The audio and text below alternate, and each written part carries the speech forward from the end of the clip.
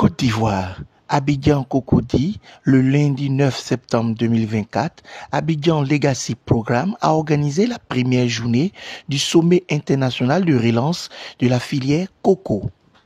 Je suis Mariela Tossou, représentante et administratrice de la filière du cocotier en Côte d'Ivoire.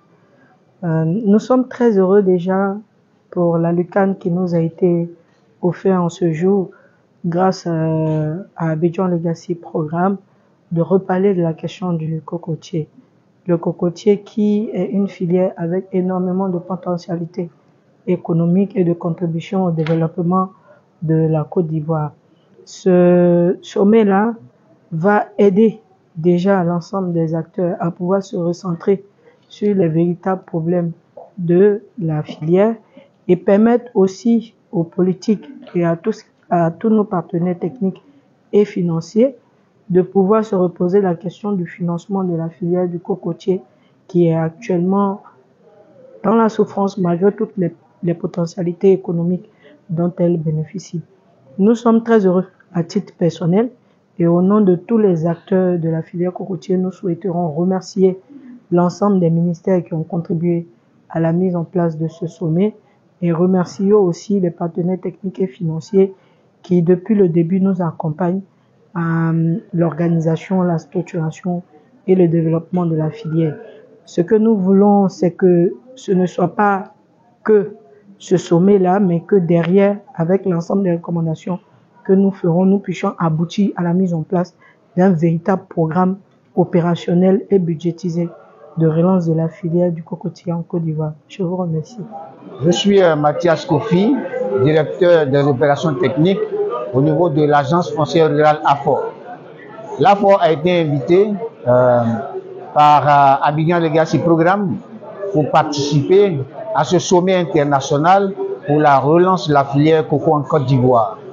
Comme vous le savez, la production de coco était autour de 500 000 tonnes il y a une vingtaine d'années.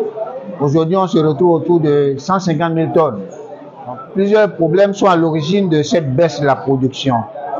Entre autres, les maladies qu'a connues la filière de coco, les difficultés avec l'érosion côtière qui dévaste et anéantit les plantations. Il s'agit maintenant de repenser une nouvelle organisation de la production de coco en Côte d'Ivoire. Le CNRA qui est intervenu a fait plusieurs recherches et certaines variétés ont été trouvées pour que dans les régions jusqu'au centre de la Côte d'Ivoire, on puisse créer des plantations de coco. Voilà, c'est un peu cela qui a été débattu. L'intervention de l'AFOR a consisté à la contribution pour la sécurisation des investissements. On veut bien créer une plantation de coco. Au préalable, il faut d'abord sécuriser le foncier. Et donc, c'est cette similitude entre création de coco et sécurisation des investissements à travers la sécurisation du foncier qui a été débattue. Je pense que tous les acteurs ont bien pris part et ont compris la nécessité que ces investissements soient sécurisés. On a là le CNRA qui a la recherche des variétés assez rustiques qui permettent donc de quitter le littoral et de se transposer un peu vers le centre de la Côte d'Ivoire. On a le FICA qui est en charge de la vulgarisation des itinéraires techniques de production et des nouvelles variétés. Et puis on a d'autres structures telles que l'AFOR qui va accompagner toute la dynamique à travers donc la sécurisation des plantations qui vont être créées, l'accompagnement à la recherche de parcelles auprès des populations parce qu'il s'agira maintenant de créer des plantations villageoises, comment signer des contrats avec les opérateurs, opérateurs qui ont les moyens pour créer la plantation et signature des parents qui ont eux les terres mais qui ne disposent pas de moyens pour créer la plantation. Et comme ça, c'est un partenariat gagnant-gagnant pour les populations rurales et pour l'investissement et à la fin, c'est la Côte d'Ivoire qui gagne. Merci. Je suis Dr Kona Jean-Louis, le directeur de la recherche et de l'innovation au Centre national de recherche agronomique CNRA. Par ailleurs, expert en cocotier. Voilà, parce que faisant partie du programme de recherche sur le cocotier. Voilà, on vient de finir la première partie de la journée donc, du sommet international pour la relance de la filière. À l'issue donc des panels et de la conférence inaugurale, il faut dire que le cocotier est une filière économiquement rentable. Le cocotier est qui est aujourd'hui en souffrance par son inorganisation. Donc, la première option, c'est de parachever l'organisation de la filière qui a été déjà entreprise par l'État et les acteurs. Il suffit de financer le plan d'action qui reste. Si la filière est organisée, la filière va cotiser, la filière va rapporter de l'argent comme le café, comme le cacao. On le disait tantôt, 1 hectare de cocotier, c'est autour de 1 200 000 francs d'investissement.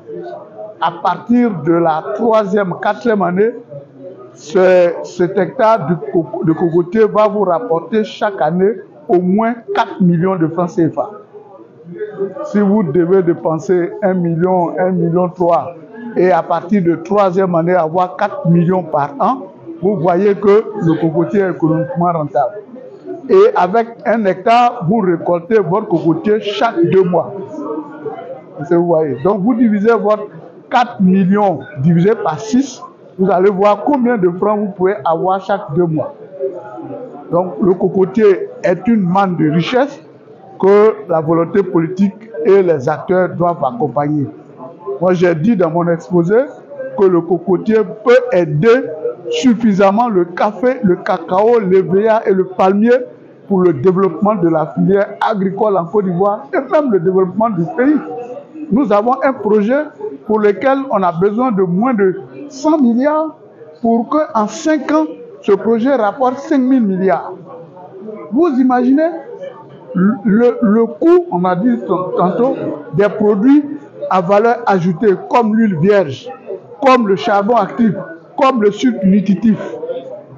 Si on investit dans la filière cocotier, par exemple, au niveau du sucre nutritif que le CNA, pour lequel le CNA a développé le process de fabrication, avec moins de 5000 hectares de cocotiers, en moins de 2 ans, la Côte d'Ivoire peut devenir autosuffisante en sucre.